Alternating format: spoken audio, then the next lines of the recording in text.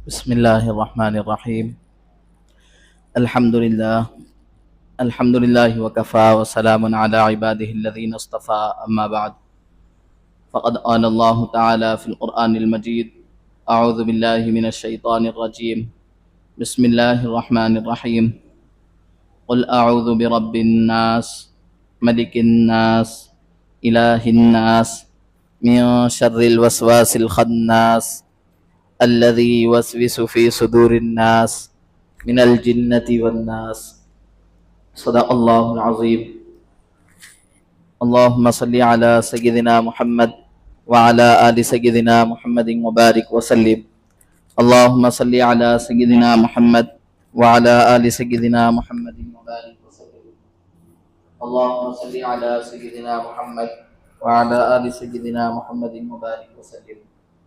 محترم معزز بزرگوں، عزیز دوستوں، نوجوان ساتھیوں، گزشتہ جمعہ میں آپ حضرات کے سامنے سورہ فلق کے تعلق سے چند باتیں عرض کی گئی تھی.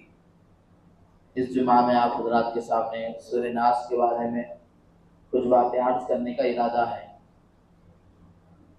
سورہ فلق اور سورہ ناس قرآن مجید کی وہ دو آیتیں ہیں اور وہ دو صورتیں ہیں کہ اللہ رب العزت والجلال نے ان دو صورتوں کو اس وقت نازل کیا جب اللہ کے نبی صلی اللہ علیہ وسلم کے اوپر ایک یہودی نے جادو کر دیا، سحر کر دیا.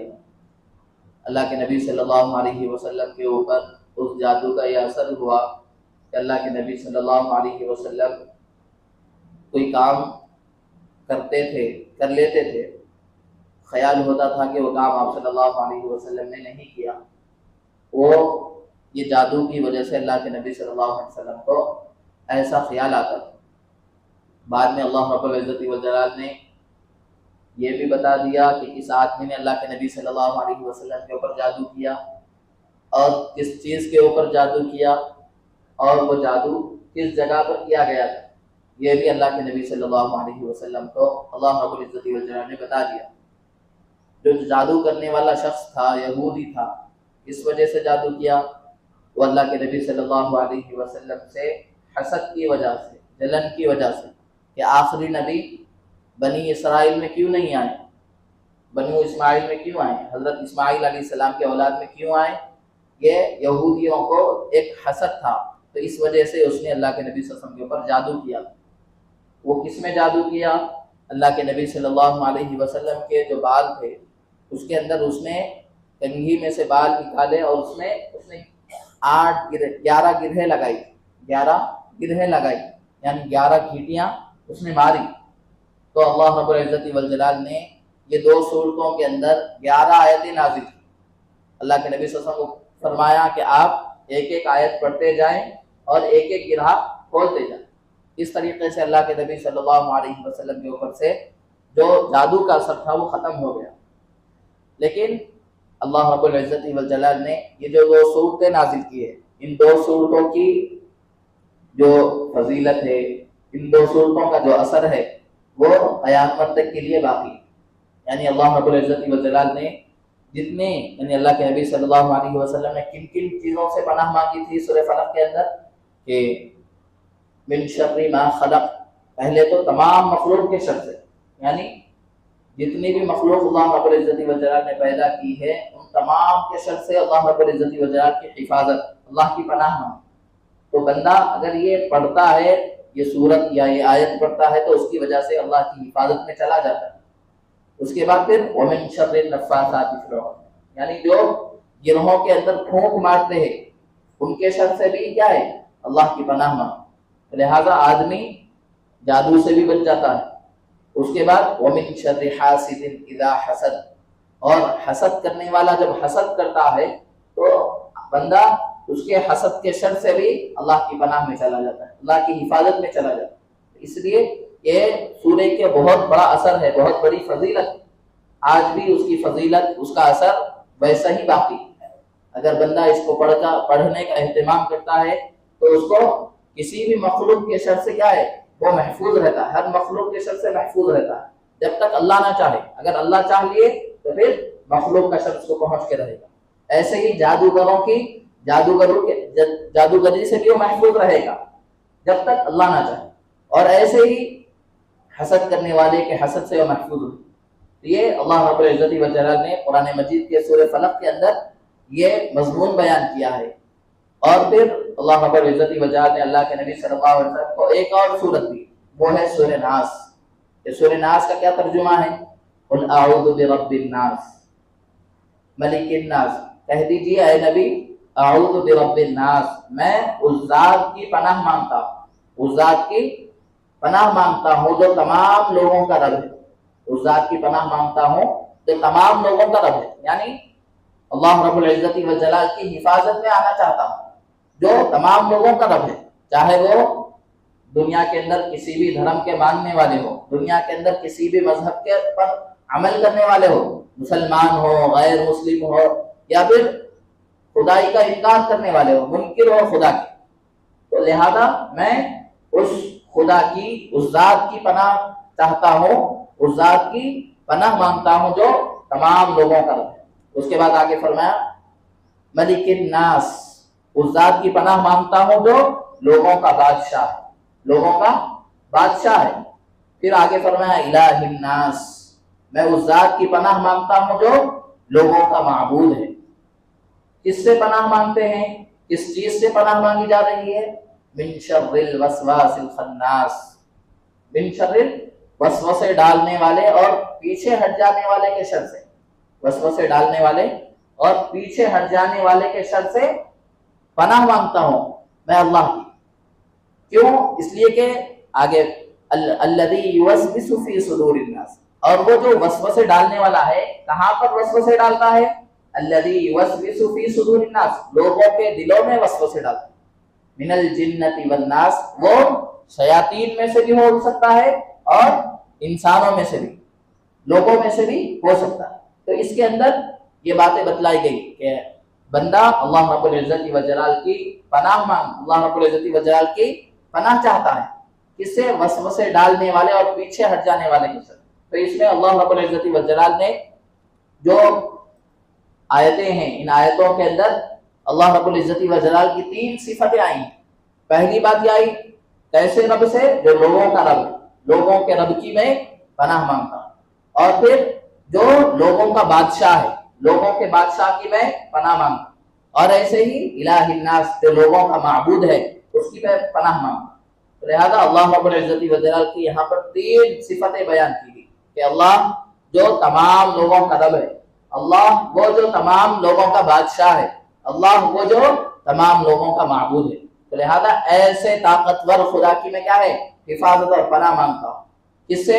من شر الوسواس الخناس، کہ جو وسوسے ڈالنے والا ہے اور پیچھے ہٹ جانے والا، یعنی اس میں شیطان کے بارے میں بولا جا رہا ہے جو انسان کے دل میں وسوسے ڈالتا ہے اور وسوسہ ڈال کر وہ پیچھے ہٹ جاتا۔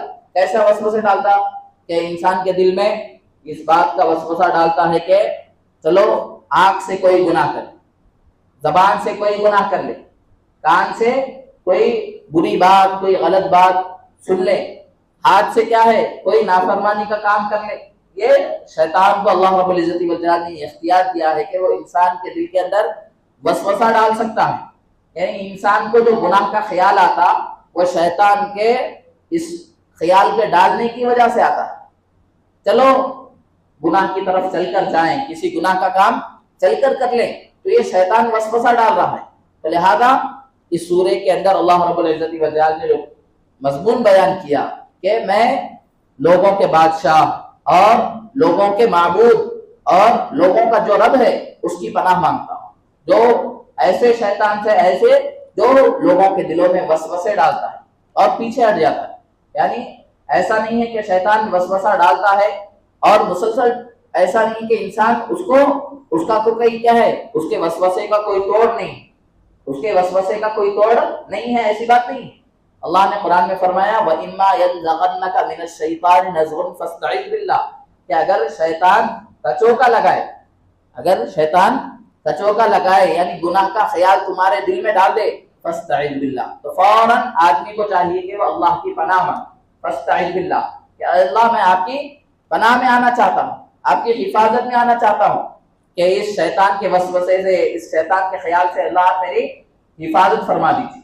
تو اس طریقے سے کہ آدمی، شیطان کو اللہ رب العزت والجلال نے یہ اختیار دیا ہے کہ وہ انسان کے دل میں گناہوں کا خیال ڈال سکتا ہے، لیکن اللہ رب العزت والجلال نے یہ بھی بتلا دیا کہ جب شیطان تمہارے دل میں کسی گناہ کا خیال ڈال دے تو فوراً تمہیں کیا کرنا چاہیے؟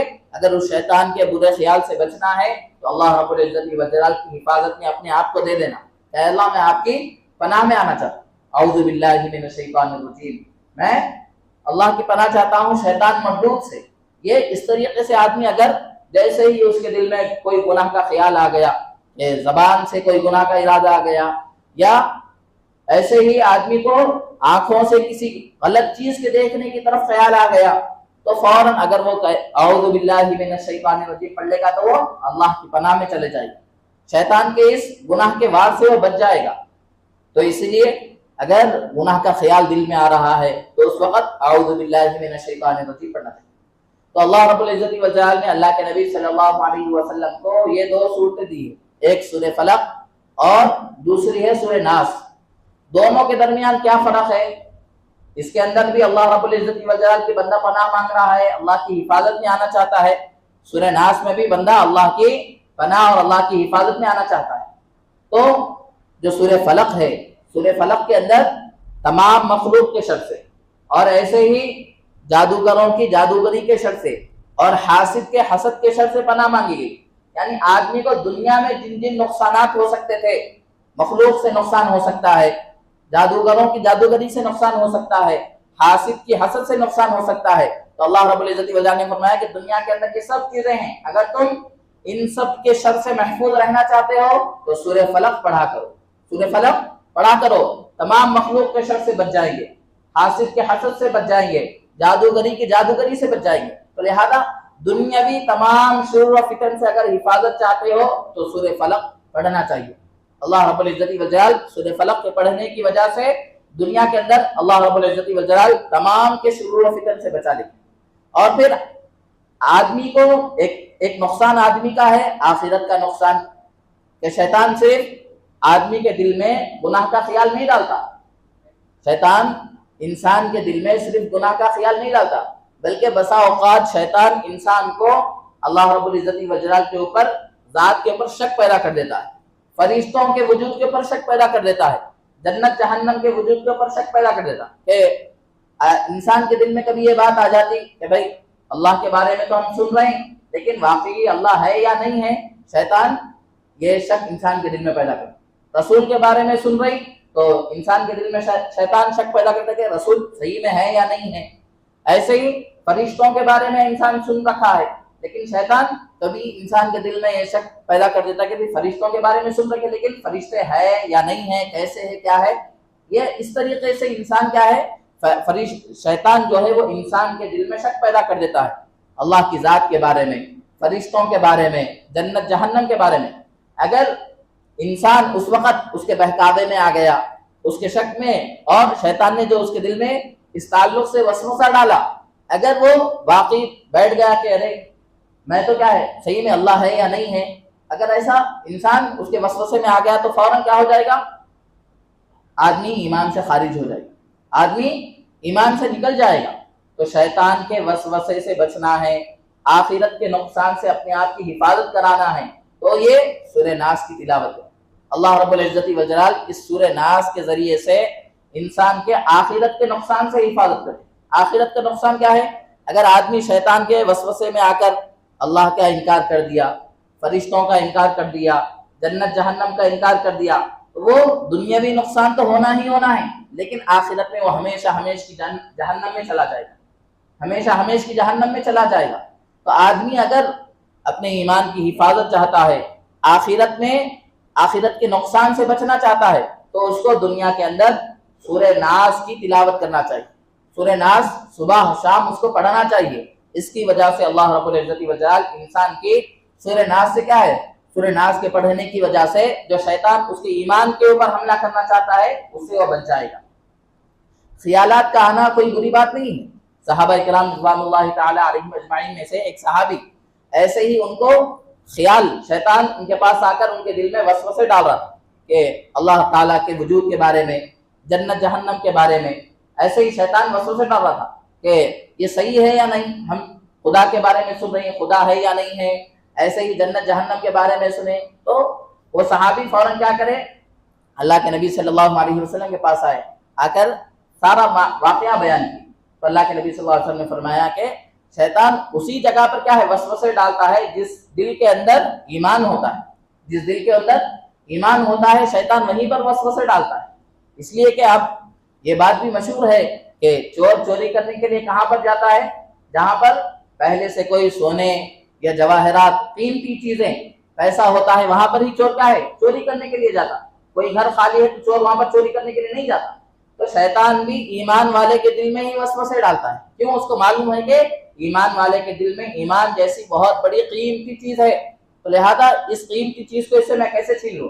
کبھی کافر کے دل میں شیطان وسوسے ڈالا ایسی بات سنیں نہیں. کیوں؟ اس لیے کہ کافر تو پہلے سے ہی اللہ کا منکر ہے، جنت جہنم کا انکار کرنے والا ہے، اور خدا کا انکار کرنے والا ہے، فرشتوں کا انکار کرنے والا ہے. اس کے دل میں جا کے شیطان کوئی وسوسے نہیں ڈالتا کہ تو خدا کا انکار کر دے، جنت جہنم کا انکار کر دے. تبھی شیطان جا کر کافر کے پاس، مشرک کے پاس جا کر اس کے دل میں خدا کے وجود کا انکار کر دے، اس بات کا وسوسہ نہیں ڈالتا. کیوں؟ اس لیے کہ اس کے پاس ایمان جیسی قیمتی چیز اس کے دل میں نہیں ہے.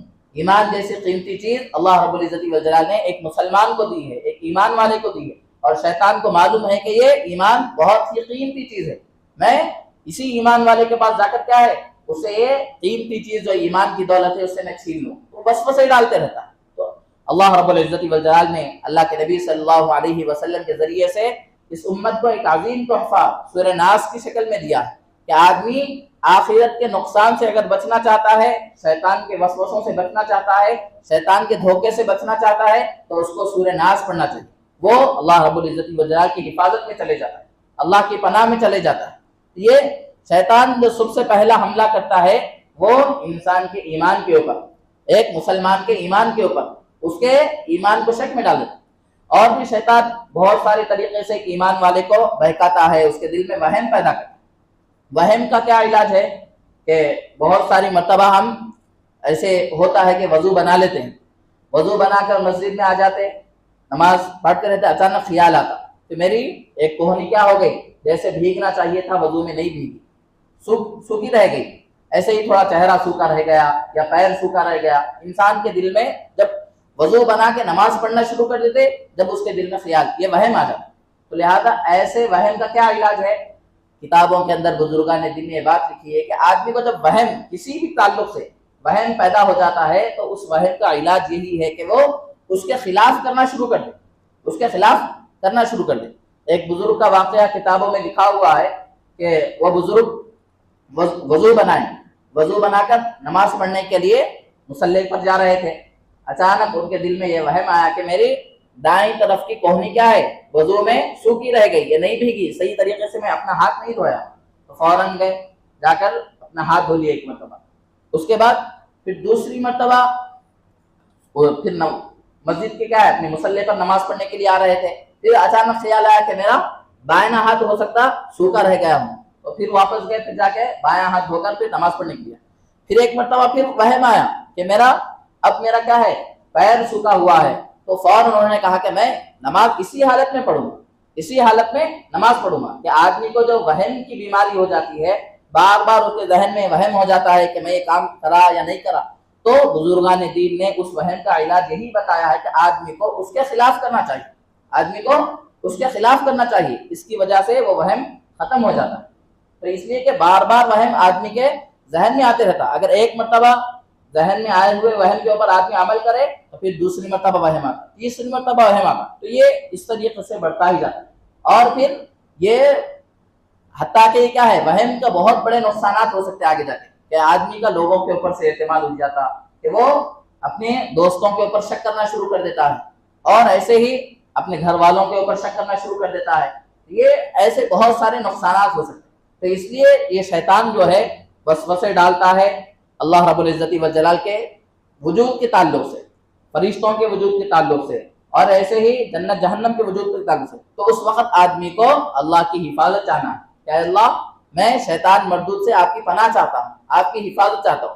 ایسے ہی وہم ڈالتا ہے تو اس وہم سے بچنا ہے، تبھی سورہ ناس کو پڑھنا ہے۔ قل اعوذ برب الناس ملک الناس الہ الناس من شر الوسواس الخناس الذی یوسوس فی صدور الناس من الجنۃ والناس۔ تو یہ سورہ فلق اور سورہ ناس اللہ رب العزت والجلال نے اللہ کے نبی صلی اللہ علیہ وسلم کے واسطے سے اس امت کو دیے ہیں۔ سورہ فلق پڑھیں گے تو سورہ فلق کے پڑھنے کی وجہ سے اللہ رب العزت والجلال دنیا کے اندر دنیا کے نقصان سے آدمی کی حفاظت کرے کہ وہ لوگوں کے شر سے بچا ہوا رہے گا، جادوگروں کی جادوگری سے بچا رہے گا، حاسد کے حسد سے بچا ہوا رہے گا۔ یہ اس کے اوپر کسی کا حسد اثر نہیں کر سکتا، کسی کا جادو اس کے اوپر اثر نہیں کر سکتا، کسی کا شر اس کے اوپر اثر نہیں کر سکتا۔ یہ دنیاوی نقصانات سے آدمی کی حفاظت ہے۔ اور اگر سورہ ناس پڑھیں گا تو سورہ ناس کی تلاوت کی وجہ سے، سورہ ناس کے پڑھنے کی وجہ سے اللہ رب العزت والجلال شیطان کے ہر وسوسے سے آدمی کی حفاظت کرے گا، شیطان کے ہر وہم سے اللہ رب العزت والجلال آدمی کی حفاظت کرے گا۔ تو اس لیے ہمیں چاہیے کہ دو صورتیں ہمیں یاد ہے، ان صورتوں کو صبح اور شام پڑھنے کا ہمیں معمول بنا لینا چاہیے۔ ایسا نہیں کہ سورے یہ صرف تلاوت کے لیے دے دی گئی، بلکہ ان سوروں کے بہت بڑے اثرات ہیں۔ جیسے اللہ کے نبی صلی اللہ علیہ وسلم کے اوپر جب نازل ہوئے، اللہ کے نبی صلی اللہ علیہ وسلم نے پڑھا تو اللہ کے نبی صلی اللہ علیہ وسلم کے اوپر جو جادو ہوا تھا وہ جادو ختم ہو گیا۔ تو یہ ہمیں کیا ہے، بیماری سے پہلے علاج بتلایا گیا ہے شریعت کے اندر۔ جب بعد میں بہت سارے لوگوں کو ہم دیکھتے ہیں کہ ان کے اوپر کسی جادو کا اثر ہو جاتا، کہ وہ وہم میں شیطان کے وسوسوں میں اتنا زیادہ شکار ہو جاتے کہ ان کے اوپر بہت زیادہ کیا ہے، وہم کی بیماری میں مبتلا ہو جاتے، وسوسوں کی بیماری میں مبتلا ہو جاتے۔ تو اب ادھر ادھر جاتے لوگوں کے پاس کہ یہ وہم میرے اوپر کیا ہے، فلان کی طرف سے میرا ذہن آ رہا کہ فلاں میرے سے حسد کر رہا، فلاں مجھے کچھ نقصان پہنچانا چاہ رہا، فلاں آدمی میرے تعلق سے کوئی برا خیال کرنا چاہ رہا، تو میں کیا کر رہا؟ ارے بھائی، اللہ رب العزت والجلال نے قرآن کے اندر ان تمام چیزوں کا کیا ہے، اثر بتا دیے ہیں۔ ان تمام چیزوں کے تعلق سے اللہ رب العزت والجلال نے بتا دیا کہ تم ان تمام چیزوں سے بچ سکتے ہو جب سورہ فلق اور سورہ ناس کی تلاوت کر لو، اس کے پڑھنے کا اہتمام کر لو۔ تو پھر جگہ جگہ پر لوگوں کے پاس جا کے اس کا علاج کرنے کی کیا ضرورت؟ تو اس لیے بیمار ہونے سے پہلے اور اس اپنی کیا ہے، اپنے اندر کسی کے بارے میں ایسا گمان پیدا ہونے سے پہلے ہی کیا ہے، ہمیں ان صورتوں کی تلاوت کا اہتمام کرنا چاہیے۔ اللہ رب العزت والجلال ان صورتوں کی تلاوت کی وجہ سے دنیاوی نقصانات سے بھی حفاظت کرتے ہیں اور آخرت کے نقصان سے بھی اللہ ہماری حفاظت کریں گے۔ اللہ رب العزت والجلال سے دعا ہے کہ جو باتیں کہی گئی اللہ کہنے والے کو، سننے والوں کو اس پر عمل کرنے کی توفیق عطا فرمائے۔ وآخر دعوانا الحمدللہ رب العالمین۔ جو حضرات سنت ادا نہیں کی ہے وہ سنت ادا کریں۔